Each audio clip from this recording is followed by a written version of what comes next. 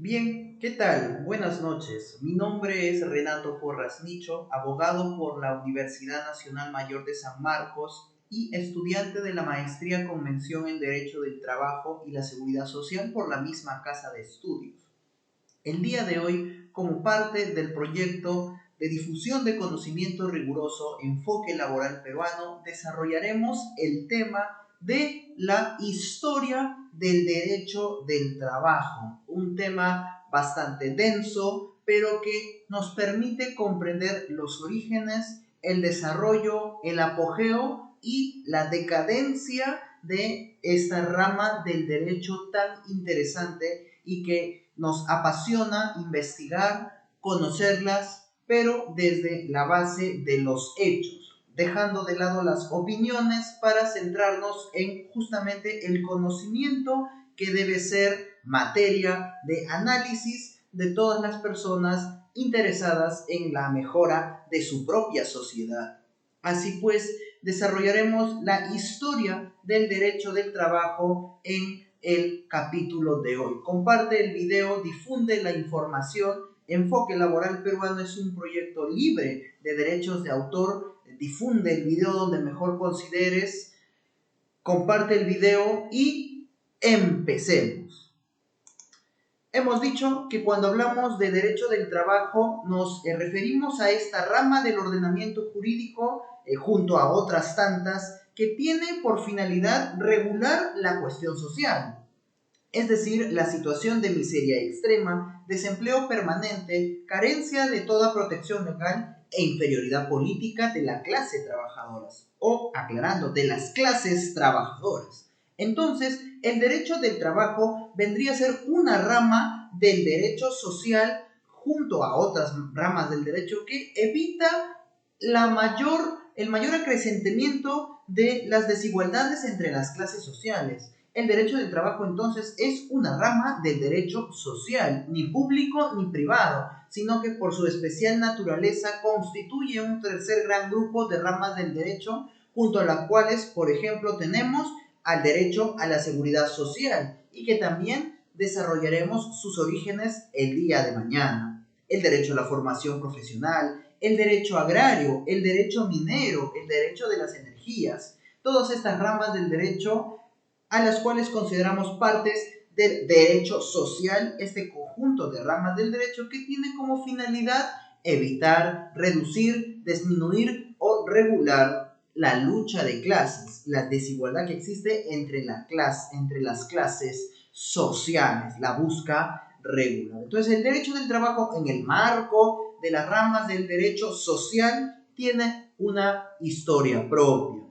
Así pues, otro punto que corresponde aclarar es que cuando hablamos de derecho del trabajo, hablamos de una de sus instituciones más importantes, el contrato de trabajo, una institución central, ¿no? Que la encontramos en el marco de un género más grande, la contratación de fuerza de trabajo. Esta contratación puede ser directa a través del contrato de trabajo e indirecta a través de figuras donde intervienen hasta tres sujetos de derecho, ¿no? Donde el trabajador presta sus servicios en favor de una empresa, pero la empleadora es otra, ¿no? A eso se le conoce como la contratación indirecta. A nosotros lo que nos interesa para desarrollar la historia del derecho del trabajo es justamente la contratación directa, esta forma de contratar la fuerza de trabajo de un hombre libre, ¿de acuerdo? Y sobre esa base iniciaremos, ¿de acuerdo?, el estudio de nuestra rama favorita.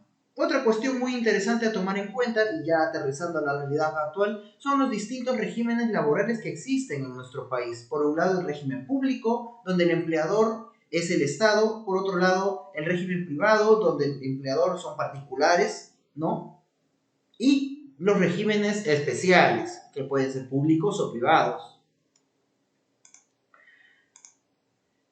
Entonces, también al hablar de historia del derecho del trabajo, tenemos que remontarnos a los antecedentes más remotos, ¿no? Respecto a la contratación directa a lo largo de la historia de la humanidad, ¿no? Y hasta el día de hoy, la investigación en torno a la contratación directa ¿no? Ha sido básicamente desarrollada en Europa, por lo que el estudio del origen del derecho del trabajo justamente tiene un enfoque europeo, europeizante, porque justamente es en este país donde surge, digamos, con una mayor, un delineamiento claro y específico, justamente el derecho del trabajo.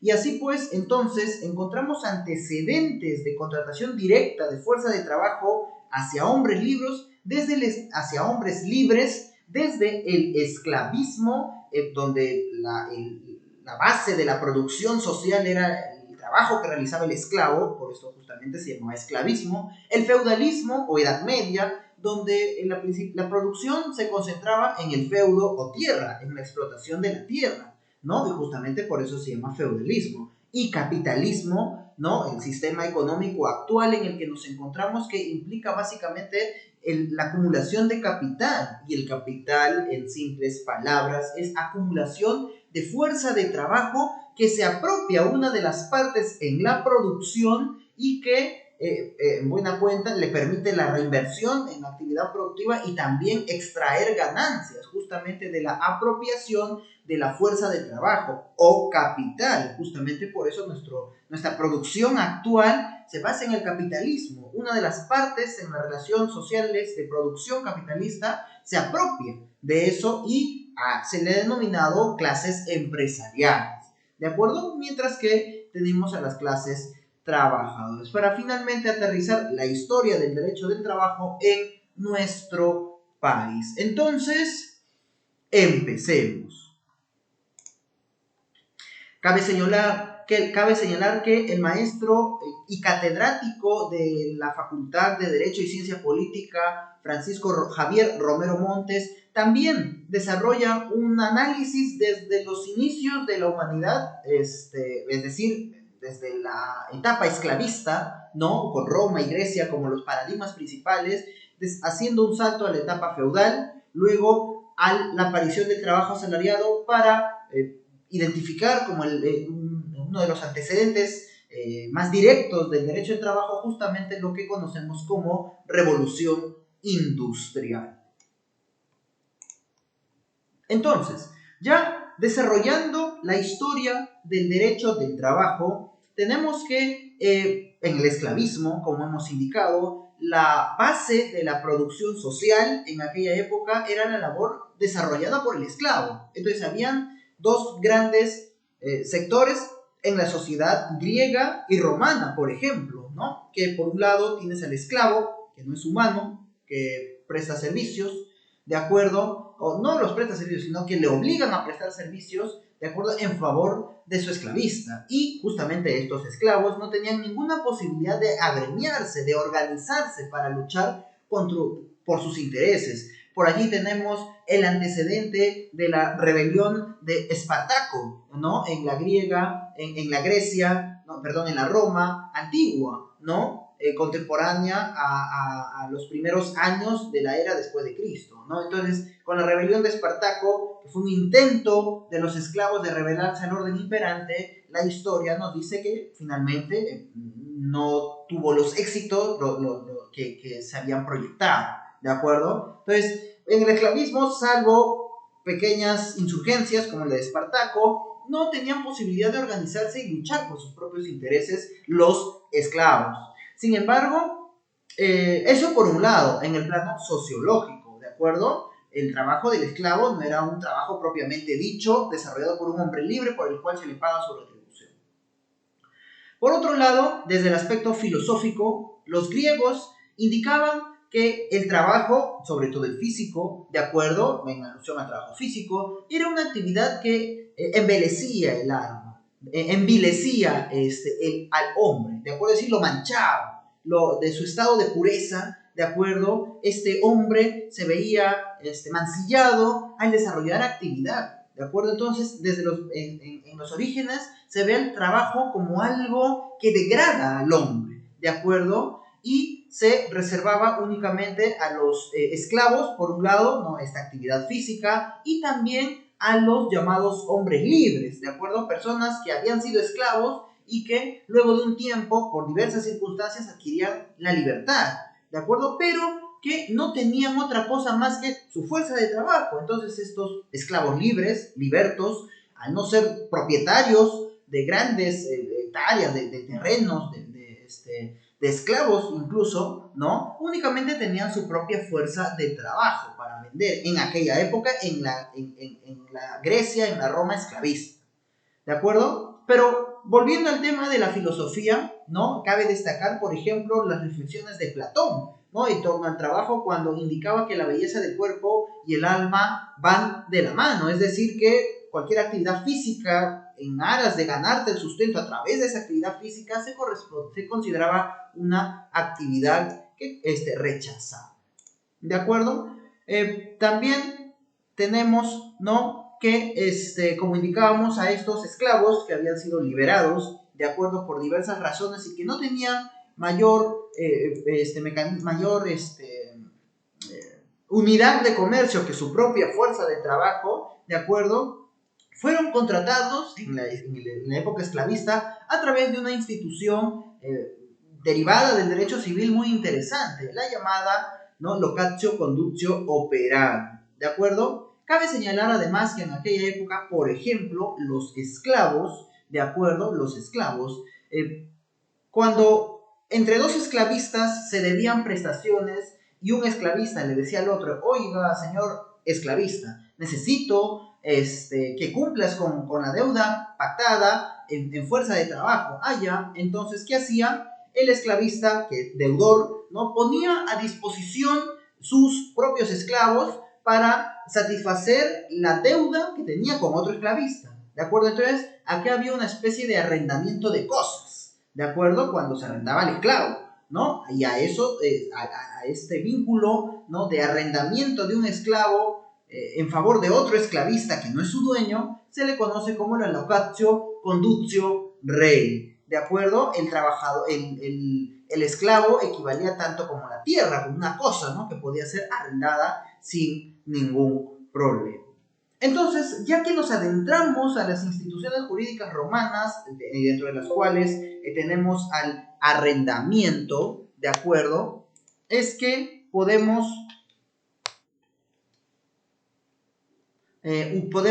identificar, de acuerdo, a formas de arrendamiento en esta época. Como por ejemplo, ¿no?, cuando se desarrollaba arrendamiento de cosas, ¿no?, indicamos la locatio condutio rerum, o también el arrendamiento de servicios a través de la locatio condutio operarum, ¿no? Aquí, y a través de la locatio condutio operarum, era que se podían contratar a hombres libres, de acuerdo, para que prestaran sus servicios y a cambio de ello recibieran una retribución a través de la locatio condutio operarum o el arrendamiento de servicios, ¿de acuerdo? Entonces, a nivel de instituciones jurídicas, la locatio condutio operarum es el antecedente más remoto de la institución del derecho que se asemeja a la idea del contrato de trabajo. Otra institución muy interesante es la del arrendamiento de obra, llamado la locatio condutio operis.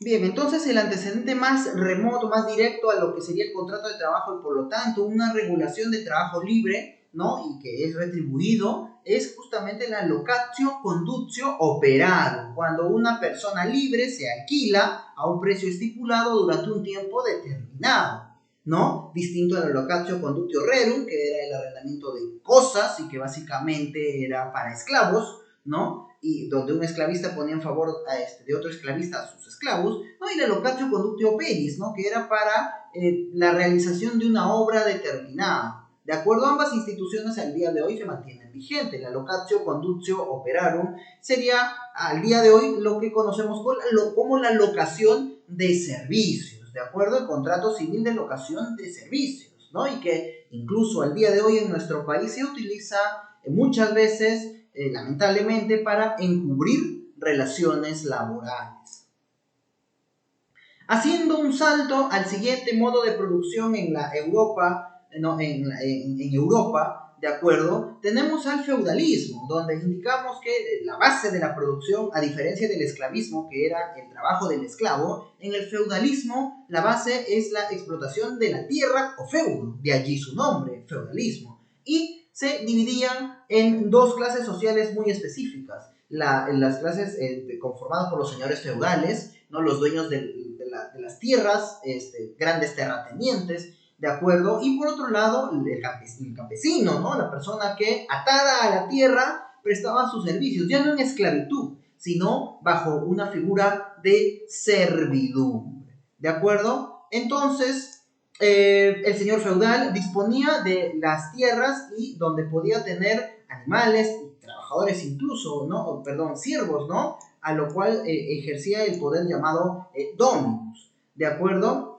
Cabe señalar que en el feudalismo se da una estructura social basada en los castillos, ¿no? El castillo como esta autarquía, ¿no? Esta sociedad autónoma con uno o dos señores feudales a cargo y con personas, ¿no? Atadas a la tierra, ¿de acuerdo? Y que sin embargo con el transcurso del tiempo en las inmediaciones de los castillos empezaron a desarrollar actividad comercial muchísimas personas, entre ellos los judíos, ¿de acuerdo? Los comerciantes judíos que empezaron en los siglos 11, 12, ¿no? 1100, por ahí, ¿no? Después de Cristo, ¿de acuerdo? Se desarrollaban las llamadas ferias, ¿no? Reunión de mercaderes en las que se realizaban intercambios entre señores feudales, campesinos y sobre todo comerciantes. Entonces, cuando las personas vivían en las inmediaciones de los castillos o burgos y que desarrollaban actividad comercial,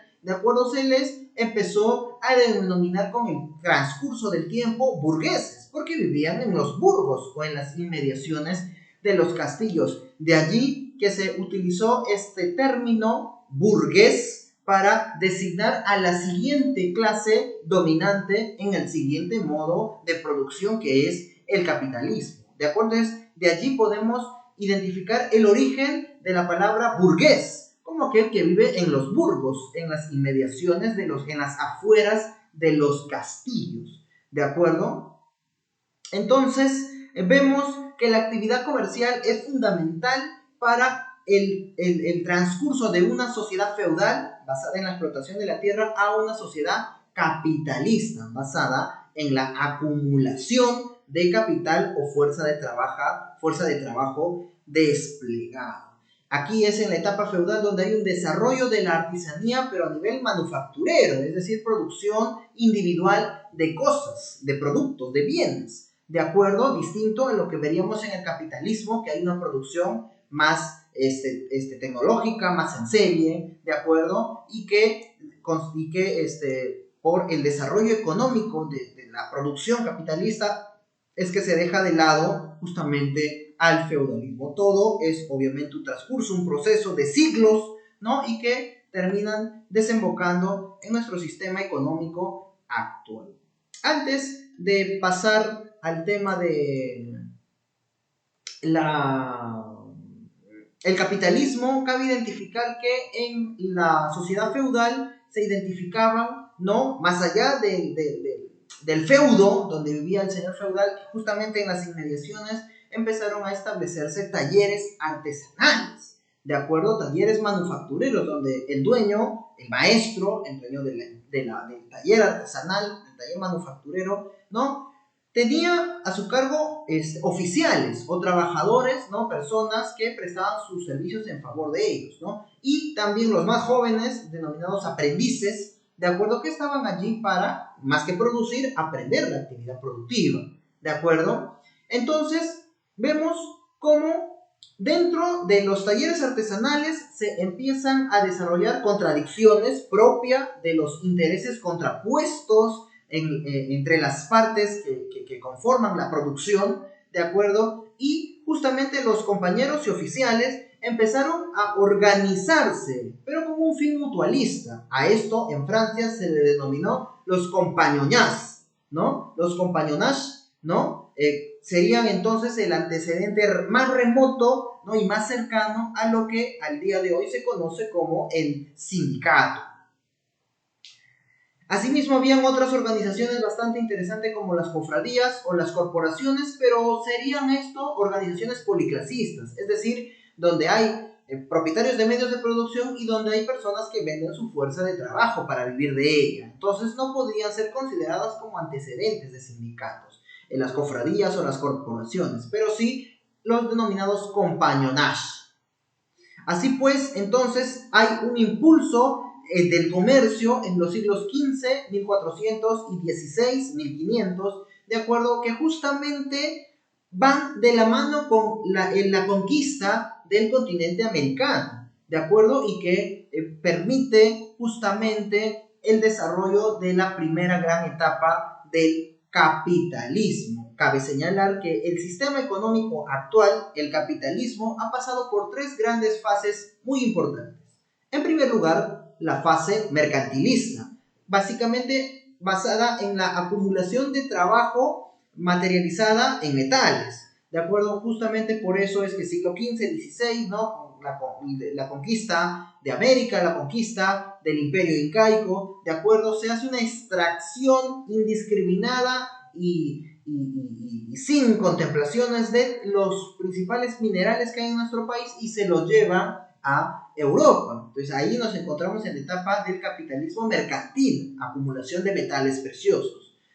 Y luego de ello, una segunda gran fase es la llamada fase industrial. En el industrialismo, basado en la producción de la máquina, es donde encontramos el antecedente remoto, ¿no? Y el surgimiento de lo que se conoce como el derecho del trabajo. En esta segunda etapa del capitalismo, el capitalismo industrial o industrialismo. Y finalmente, en la etapa en la que nos encontramos actualmente, donde se le conoce como imperialismo o capitalismo financiero. Es decir, que hay focos, hay países que concentran la producción capitalista y que en buena cuenta dirigen los destinos de los demás países con menos nivel de desarrollo. Así pues, entre otros imperios sería Estados Unidos, ¿no? China, ¿no? Los tigres asiáticos que determinan el desarrollo de la economía mundial, ¿no? Por eso justamente esta última fase se le conoce como el imperialismo o desde otras posturas más reformistas, ¿no? Más tranquilas, ¿no? Se le conoce como el capitalismo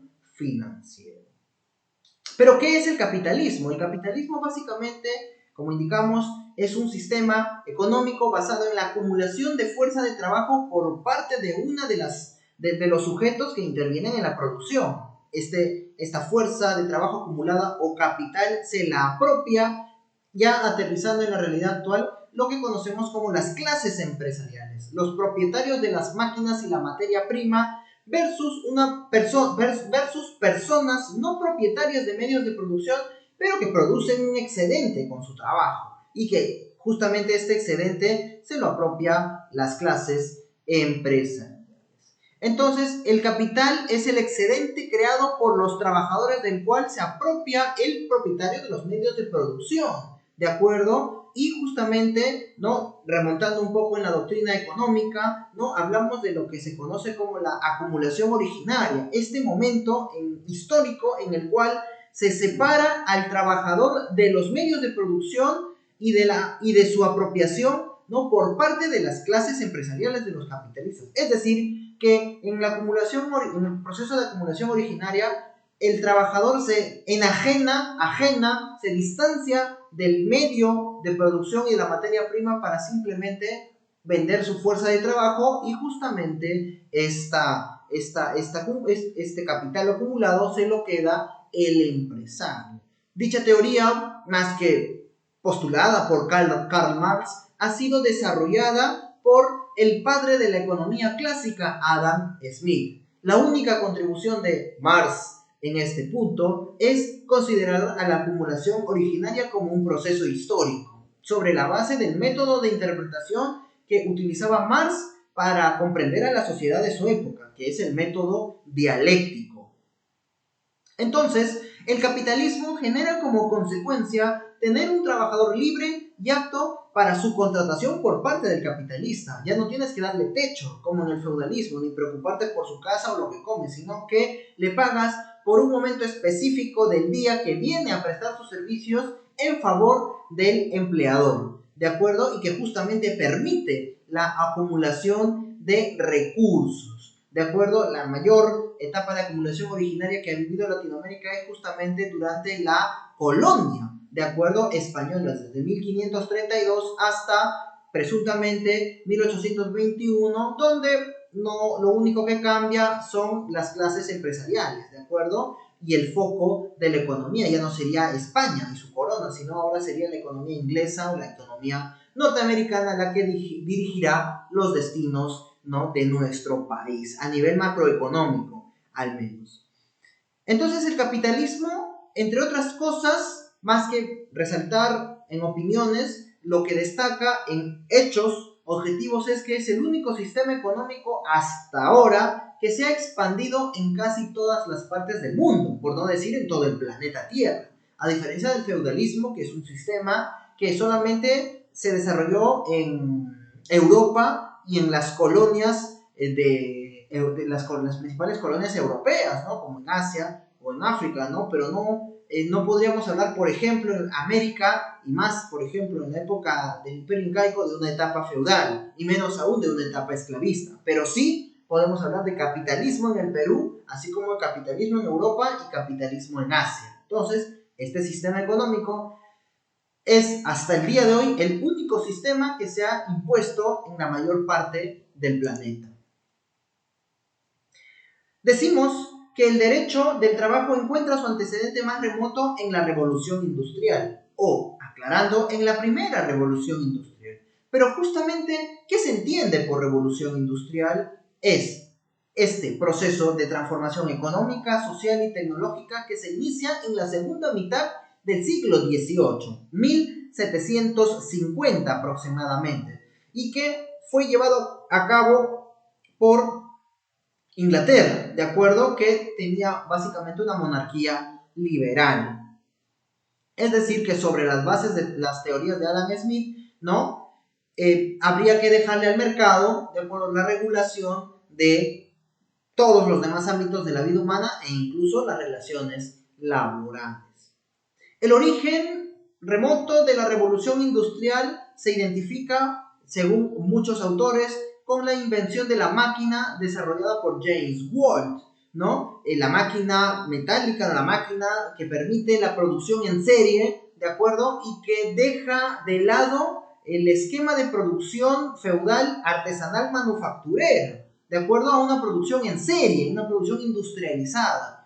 Ya no produces un polo, sino produces 100 polos, 100 chompas, ¿no?, 100 zapatos, de acuerdo, con máquinas especialísimas, ¿de acuerdo? Y también se aplicó justamente esta idea de máquina a las locomotoras, al ferrocarril, que también permite la comunicación entre todas las demás sociedades, ¿no? Y justamente las carreteras, ¿no? El uso del tren es un medio idóneo para la expansión del sistema capitalista, no solo en Europa, sino a lo largo del mundo. Inventos muy interesantes que se desarrollaron en la primera revolución industrial, por ejemplo, la máquina textil, ¿no?, para producir telas, el procedimiento de fundición de hierro y fabricación del acero para generar eventualmente la llamada máquina metálica, y finalmente la utilización del vapor de agua como fuente de energía, entre otros tantos inventos interesantes que se desarrollaron en esta época de eclosión de la creatividad humana. Sin embargo, en el ámbito laboral, las consecuencias fueron nefastas. Sí, por ejemplo, hubo un aumento de la producción. Sin embargo, las condiciones de trabajo se precarizaron. Obreros que prestaban servicios de entre 12 a 16 horas, niños, mujeres e inclusive embarazadas desarrollaban su labor en beneficio de un tercero, el empresario, de acuerdo a cambio de sueldos de miseria y sin ninguna protección por parte del Estado. Así pues, justo en pleno contexto de la revolución industrial, calan las ideas del liberalismo económico inglés de Adam Smith en el que se sostiene dejar todo al mercado, incluso la regulación de las relaciones laborales y, como indicamos, una expansión enorme del capitalismo, por lo que surge eventualmente la necesidad, ¿no?, por parte de las sociedades, de muchas sociedades europeas, de independizar colonias para debilitar el poder de otras sociedades. Así pues, por ejemplo, a Inglaterra le convenía la independencia de América para debilitar el poder de la monarquía española, que finalmente logró y se consolidó como una potencia mundial. ¿De acuerdo? Entonces vemos que los procesos de independización en Latinoamérica forman parte de una coyuntura mundial más grande, justamente la revolución industrial y la necesidad de tener mayores mercados. Y para tener mayor mercado necesitas una sociedad libre, independiente. Así pues, en estas condiciones de miseria es que surge la necesidad de los primeros obreros de organizarse y desarrollar protestas contra los despidos que generaba justamente la implementación de la máquina en el proceso productivo. Me detengo un momento para señalar algo muy importante y que será materia de análisis más adelante en enfoque laboral peruano, y es justamente los tipos de capitalismo y que existen, ¿no?, marcadamente en Europa. Por ejemplo, desde la perspectiva inglesa hay una dependencia del capital privado, ¿no?, por ejemplo, el desarrollo de la actividad comercial, y sin embargo en Francia, por ejemplo, es a través de la acción del Estado donde se desarrollan las primeras ideas mercantilistas, es decir, esta primera fase del capitalismo. ¿De acuerdo? Otra gran diferencia del capitalismo inglés es que coexistió con la producción independiente y el maquinismo. Sin embargo, en el capitalismo francés hay una salida por parte de los obreros, es decir, la protesta social era mucho más fuerte, de acuerdo, contra el establishment en Francia, de acuerdo, en relación a Inglaterra. Con esto, lo que quiero decir es que el capitalismo tiene matices, e incluso el liberalismo, ¿de acuerdo? No, el único liberalismo que existe no es aquel que plantea una desregulación total del mercado, ¿de acuerdo? Es un inglés bajo un capitalismo bajo el formato inglés, ¿de acuerdo? Distinto al capitalismo francés, ¿de acuerdo? Donde hay una participación mucho más importante del Estado en la regulación de las relaciones sociales de producción, ¿de acuerdo? Entonces, el capitalismo no es uno solo, no es un esquema cuadriculado que debe cumplirse a rajatabla e incluso puede ir en contra de sus propios principios con tal de perdurar en el tiempo. Bien, entonces, cabe señalar que con la revolución industrial, el movimiento obrero, los trabajadores, antes de hablar de movimiento obrero, los trabajadores toman conciencia de que solos no pueden hacer nada, pero juntos pueden hacer mucho, organizarse y defenderse. Entonces hay un paso de la conciencia en sí, una conciencia individual, a la conciencia para sí.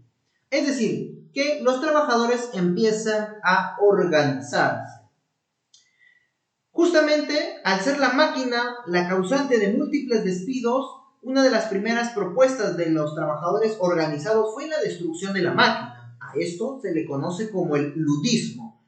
Sin embargo, una de las experiencias más importantes a nivel de la organización de los trabajadores es el desarrollo de la Primera Internacional Proletaria.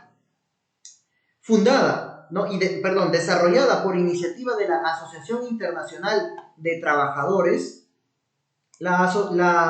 fundada en 1864, ¿de acuerdo?, en Londres, ¿no?, en la cuna del capitalismo industrial, ¿no?, en Europa, ¿de acuerdo?, surge ante la necesidad de una unidad y organización internacional de los trabajadores. Porque los trabajadores consideran que solos no pueden hacer nada, pero si se organizan a escala planetaria, internacional, podrían lograrlo todo. Entre otras cuestiones en discusión, en la Primera Internacional desarrollaron, por ejemplo, la reducción de las horas de trabajo, que se materializa en la jornada máxima de 8 horas, y también una regulación adecuada del trabajo desarrollado por las mujeres y los niños. Sin embargo, este sindicalismo no tenía un afán de desarrollar mejoras paulatinas, sino de una transformación completa de la estructura de la sociedad, un cambio en el paradigma económico, un cambio de sistema. Justamente por eso al primer movimiento obrero que se desarrolla en Europa se le conoce como un sindicalismo revolucionario. ¿Por qué? Porque plantea el cambio del sistema económico desde la organización de los trabajadores. No fue el único sindicalismo que surgió en aquella época, porque también tenemos la aparición del llamado sindicalismo socialdemócrata, un sindicalismo que considera adecuado desarrollar reformas dentro del sistema para mejorarlo y legitimarlo, ¿no? A cambio de que justamente el Estado se encargue de desarrollar mejoras en beneficio de los trabajadores. Un paradigma interesante es el Partido Socialdemócrata Obrero Alemán, constituido por trabajadores. ¿De acuerdo? Entonces vemos cómo los trabajadores se organizan incluso a nivel político, a nivel de partidos, para luchar por sus derechos. La primera etapa del movimiento obrero es la conocida etapa de la prohibición. Aquí cualquier intento de organización de los trabajadores era cuando menos un delito y que se castigaba con cárcel, o por otro lado era castigado con represión y muerte en las calles durante protestas fuertes y muy poderosas.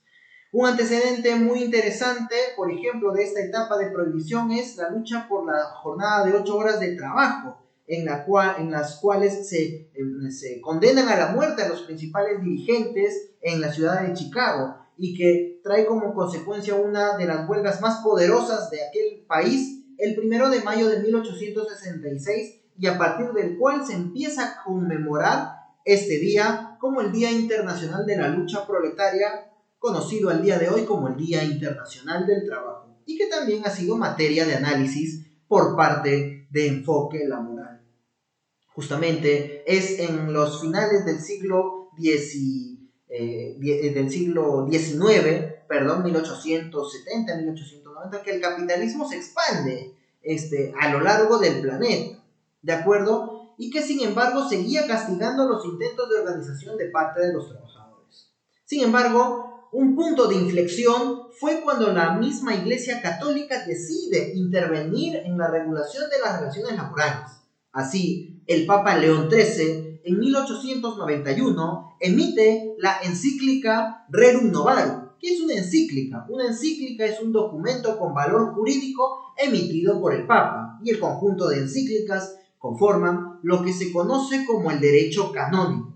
La encíclica Rerum Novarum habla del trabajo justo, habla de que no debe permitirse la superexplotación del hombre por el hombre, y que por el contrario debemos avanzar a una sociedad más humana en la cual hay una adecuada regulación de la compra y venta de fuerza de trabajo, y que por sobre todas las cosas no se persiga ni se castigue los intentos de organización de los trabajadores.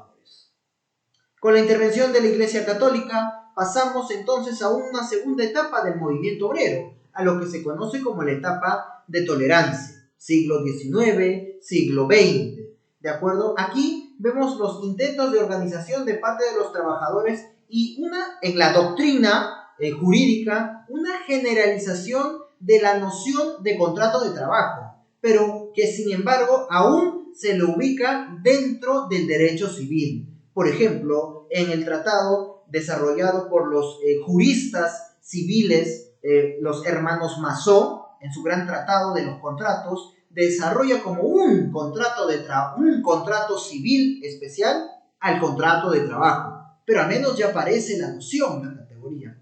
Otro hecho histórico muy importante es la llamada Carta de Amiens, desarrollada en Francia en 1906 en la ciudad de Amiens. Aquí los trabajadores se ponen de acuerdo en diferenciar claramente organización sindical de partido político, siendo el primero, el partido político, una organización unida por la ideología y la idea de país que tiene, ¿de acuerdo?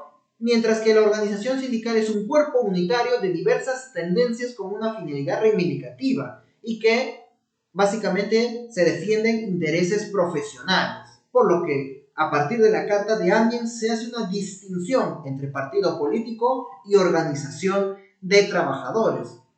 Y justamente en la Ley de Relaciones Colectivas actual se mantiene el espíritu de la Carta de Amiens al prohibir a una organización de trabajadores desarrollar exclusivamente actividad política, ¿no? Porque esto está exclusivamente dirigido a lo que deberían hacer los partidos políticos. Esto no es más que un tufillo de lo que ha sido en su momento la Carta de Amiens y que inspira incluso a nuestro ordenamiento jurídico vigente. Luego tenemos el estallido de la Primera Guerra Mundial, la guerra más feroz de la cual ha sido testigo y víctima la raza humana, desarrollada entre 1914 y 1919 y que justamente en estos intervalos de años hay a nivel laboral bastantes hechos muy interesantes. Por ejemplo, mientras Europa se desangraba en su gran guerra, en América, por el norte, se desarrollaba la Revolución Mexicana y se dictó la primera constitución que reconocía derechos del trabajo, la llamada Constitución de Querétaro, en el año 1917, ¿de acuerdo? Y que regula y reconoce, entre otros, la jornada máxima, derechos colectivos como la sindicación, la negociación colectiva y la huelga, regula el trabajo de las mujeres y los niños, ¿de acuerdo? Y en un contexto revolucionario, entonces es que se logran conquistar derechos del trabajo. Ese mismo año y al mismo tiempo, en Rusia se desarrollaba el fin del antiguo régimen, expresada en la figura del zar, para pasar a un sistema económico muy distinto, el comunismo soviético. Así se desarrolla una especie de sindicalismo soviético y, valgan verdades, es donde surge y aparece por primera vez en la historia de la humanidad el derecho a la seguridad social y que desarrollaremos el día de mañana. 2 años después, en 1919, y ya con la capitulación de Alemania y el fin de la Primera Guerra Mundial, se establece por un lado la Constitución de Weimar en 1919, donde también se reconocen derechos laborales y al mismo tiempo surge la Organización Internacional del Trabajo en el año 1919. ¿Y cómo surge la OIT? Con la suscripción del Tratado de Versalles, que por un lado pone fin a la Primera Guerra Mundial, pero al mismo tiempo en su acápite 13 crea a la Organización Internacional del Trabajo, que en principio estuvo constituido por 30 países y que tenía como principal objetivo evitar el avance de la AIT, de la Asociación Internacional del Trabajo, que en buena cuenta planteaba la revolución mundial, de acuerdo a un fin de la era capitalista y trascender a un nuevo sistema económico. ¿De acuerdo? Así pues, justamente en 1919 se emite el convenio número 1 de la Organización Internacional del Trabajo sobre la jornada máxima en el sector industrial, el convenio número 1 sobre las 8 horas del trabajo. Entonces, vemos cómo ya aparece completamente formado el derecho del trabajo a partir de 1919, con la existencia de un organismo internacional que regula la actividad trabajo y con normas internacionales, ¿no?, que sean de obligatorio cumplimiento en los países que las ratifican.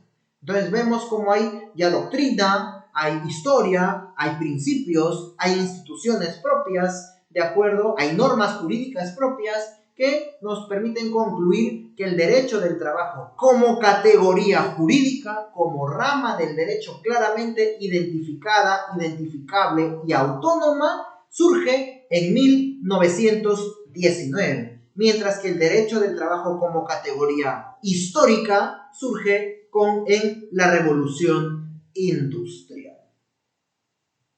Como quiera que son las cosas, sigue desarrollándose el siglo XX, el sindicalismo peruano está en sus inicios, está fuertemente influenciado por el anarquismo, consiguen las 8 horas de trabajo en 1919 en el Perú, a la par que se suscribía el convenio 1 en la OIT y se fundaba la OIT, ¿de acuerdo? Y vemos cómo en 1920-1930 hay una desaparición de la ideología anarquista en el movimiento sindical y la ideología marxista empieza a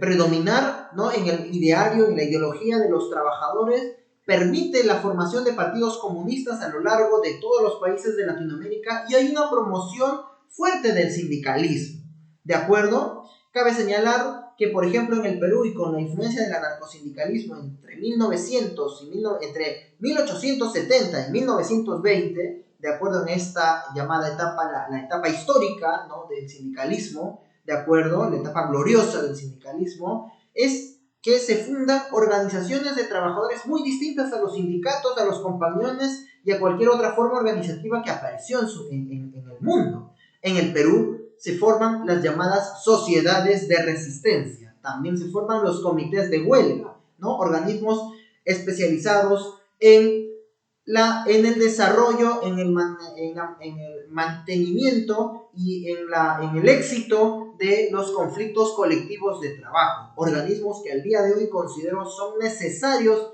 dentro de los sindicatos para desarrollar, por ejemplo, huelgas exitosas.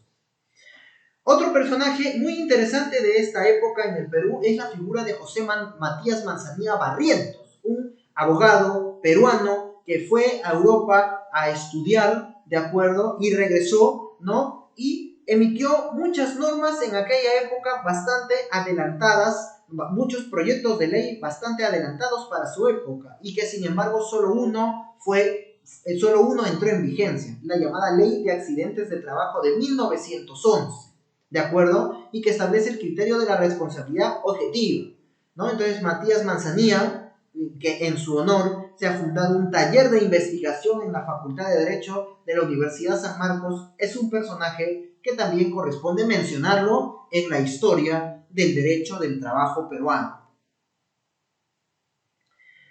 Entonces vemos 1919, 1920, 1930, el 40, ya en la década del 40 y 50 tenemos otra guerra mundial, ¿de acuerdo? Entre 1919 y 1945 tenemos el llamado periodo de entreguerras, ¿de acuerdo? Y aquí es donde se desarrolla con mayor profundidad la doctrina y la normativa laboral, sobre todo en Alemania y en Italia, ¿no? Se empieza a popularizar términos como legislación laboral o derecho del trabajo y que se replica en España, lo cual tiene eco en América Latina.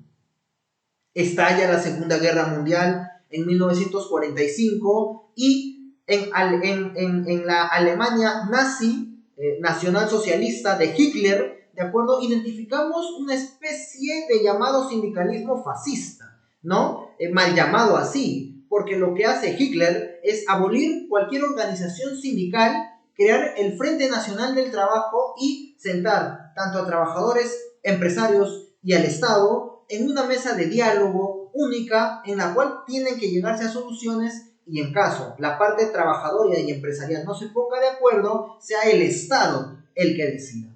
A esto se le denomina el esquema corporativista, que tiene sus orígenes en el fascismo alemán y también en el fascismo italiano de Mussolini.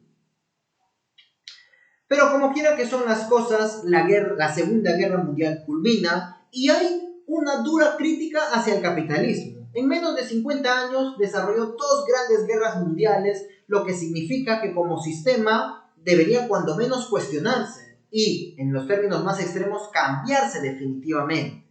¿De acuerdo? Entonces, con el fin de la guerra mundial, cae el régimen nazi, eclosionan los movimientos populares, se expanden los gobiernos socialistas al ver el fracaso evidente del capitalismo al tener dos guerras mundiales en menos de 50 años y, por lo tanto, en Europa se suscribe un denominado segundo pacto social y que es lo que le falta a nuestro país. ¿De acuerdo? Con el segundo pacto social, lo que se hace es justamente comprometer al Estado, al gobierno, a los gobernantes a desarrollar transformaciones estructurales y necesarias en el marco del capitalismo y la sociedad civil se compromete a no cambiar el sistema económico. ¿De acuerdo? Porque si no funciona algo, se cambia. ¿De acuerdo? Entonces, esto justamente es lo que le falta a nuestro país. La necesidad de, como sociedad, suscribir un segundo pacto social, ¿de acuerdo?, que nos lleve a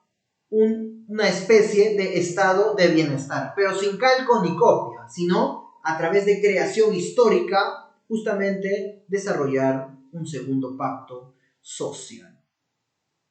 Ya estamos entonces desde 1919 con la creación de la OIT en la etapa del reconocimiento legal y con el fin de la Segunda Guerra Mundial y la suscripción del segundo pacto social se refuerza la idea del sindicalismo reformista, se plantea que las clases trabajadoras deben convivir con las clases empresariales, se considera a la lucha de clases como un concepto que va a tender a desaparecer. Se empieza a realizar una contracampaña a la ideología marxista al considerarla una idea desfasada y finalmente se plantea que la clase obrera, básicamente que trabaja en industria, ¿no? En el mundo industrial, no es la única llamada a realizar las transformaciones. A la par que hay una evolución de los derechos sociales en ascenso, se suscriben convenios internacionales en materia de derechos colectivos muy importantes como el 87 y el 98. Hay una legislación laboral muy protectora en la década de los 60, 70 y 80, ¿de acuerdo? Y que también se debe básicamente a la influencia del marxismo, hay que decirlo, hasta el mismo Manuel Atienza destaca las ventajas del marxismo para la creación de muchos derechos sociales a lo largo del mundo. Y también es en estas épocas que aparecen las primeras cátedras de derecho laboral. Finalmente, aterrizamos en la realidad actual y el mundo del trabajo y principalmente el derecho laboral está fuertemente influenciada por la ideología política neoliberal, una ideología que ha sido implantada en Latinoamérica desde los años 80, siendo el primer país Chile, a través de Pinochet, que luego de un golpe de Estado violento, ¿no? Y con la muerte del anterior presidente Salvador Allende, es que justamente Pinochet llega al gobierno y implanta el neoliberalismo. Básicamente postula una poca o nula participación del Estado en la economía, materializado en dos aspectos muy importantes: tributos, menos tributos y prestaciones sociales.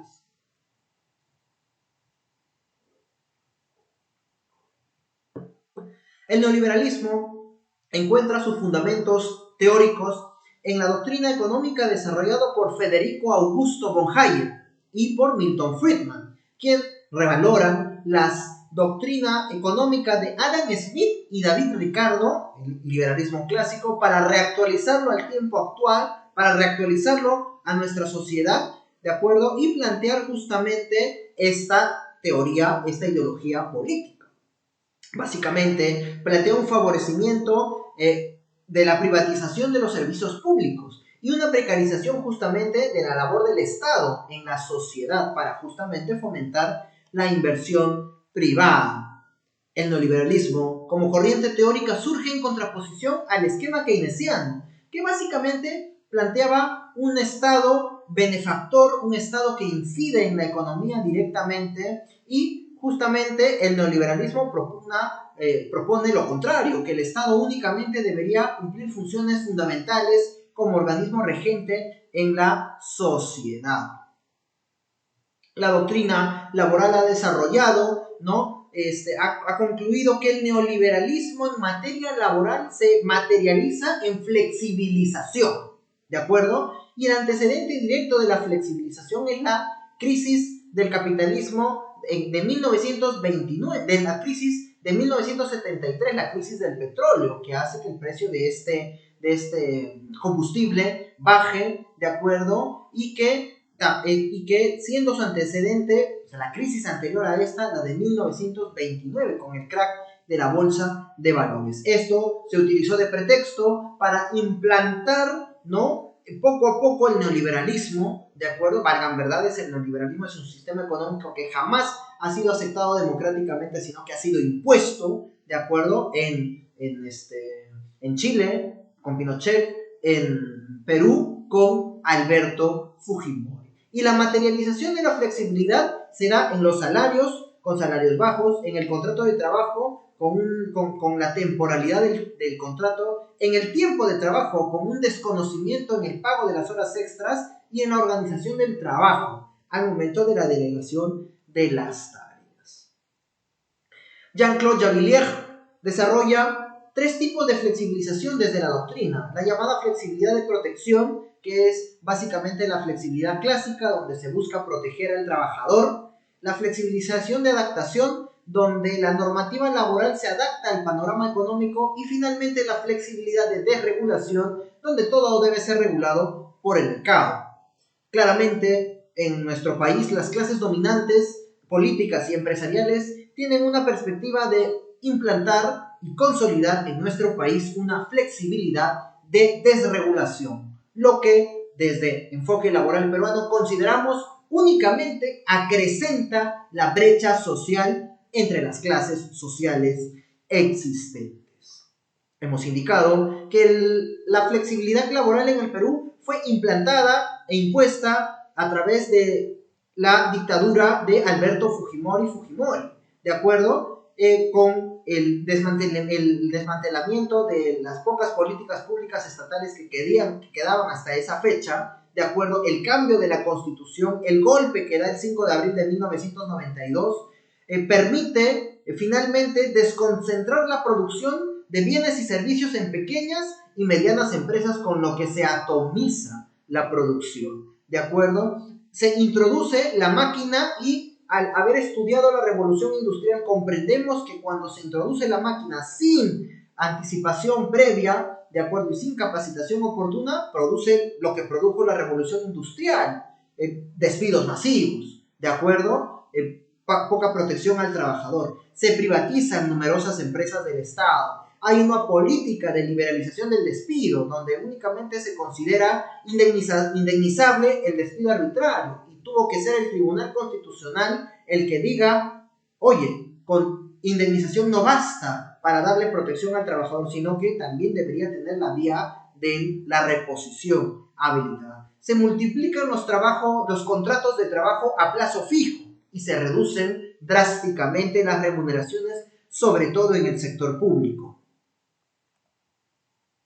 Lamentablemente, continuamos en épocas de flexibilidad laboral, donde, más allá del tinte político o de estar ubicados entre la derecha y la izquierda, todos los demás presidentes que le han sucedido a Alberto Fujimori únicamente han reproducido el modelo neoliberal, desde Alejandro Toledo, que representaba la esperanza en nuestro país de un cambio al tener un carácter identitario, al ser una persona del interior del país, de acuerdo, terminó reproduciendo las mismas políticas de Fujimori. Alan García en su segundo gobierno, de la misma manera, siendo una de sus creaciones más nefastas el contrato administrativo de servicios, la ley de la micro y la pequeña empresa, que recorta beneficios a los trabajadores. Ollantaytamala, con un enfoque un poco más social, no fue capaz de cuestionar el modelo económico imperante y por lo tanto el avance de la flexibilidad laboral. Kuczynski contribuyó y acrecentó más el avance de la flexibilidad laboral. Martín Vizcarra, también con su política nacional de productividad y competitividad, consolidó el sistema económico, y justamente luego con la dictadura de Manuel Merino y finalmente el gobierno de transición de Sagasti, vemos cómo el Perú sigue reproduciendo este modelo flexibilizador a costa de los derechos del trabajador. Bien, esto ha sido todo en cuanto hemos tenido que desarrollar en relación a la historia del derecho del trabajo. Comparte la información, difunde el video. Nos vemos mañana con los orígenes socialistas del derecho a la seguridad social. Muchas gracias, buenas noches y hasta mañana.